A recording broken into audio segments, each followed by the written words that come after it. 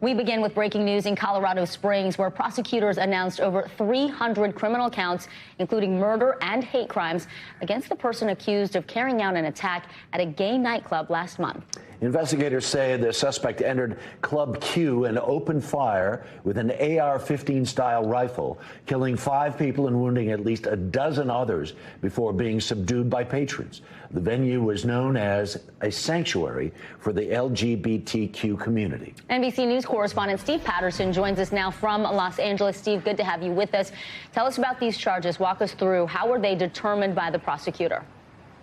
Vicky, the word prosecutors used was voluminous, that there was just an overwhelming amount of evidence that led them to, as you mentioned, more than 300 counts, including first-degree murder, attempted first-degree murder, first- and second-degree assault, and those bias-motivated crimes, which essentially in the state of Colorado are hate crimes, that these crimes were motivated by a specific bias. That's why the shooter targeted that nightclub. Of course, defense attorneys in the filing for the initial hearing, when there were preliminary charges released, those are 5 first-degree murder charges and then 5 bias-motivated charges. They listed their client as non-binary, using they-them pronouns. That, of course, doesn't mean that this person is part of the LGBTQ community, but there was some question as to whether or not these hate crime charges would still be applied in the formal charging, knowing the sort of specification of their client. Turns out that is a yes. Prosecutors pushing for as far as they can go.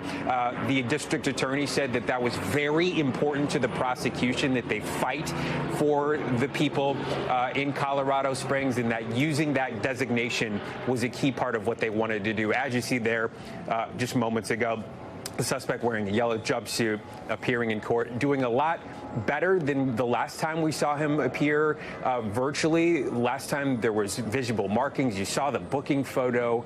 The suspect was badly beaten inside that club, thanks to the heroics of patrons that stopped the suspect from doing even more damage inside there. And you see that picture there, doing a lot better, more competent inside court, visibly responding to the judge's orders and making eye contact today. So a lot different than we saw the other day, but 300 charges. Guys, back to you. Quickly, Steve, just in terms of motive, you talked about motive, you talked about hate crimes being charged.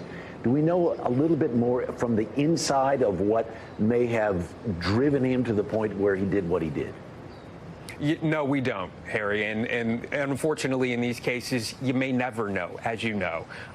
We can only infer what has been alleged by prosecutors. And obviously, with the allegement of the bias-motivated crime, we can take what we can from that, but we may never know the inside of a suspect's head like this, Harry. Steve Patterson, thank you so much. Do appreciate it.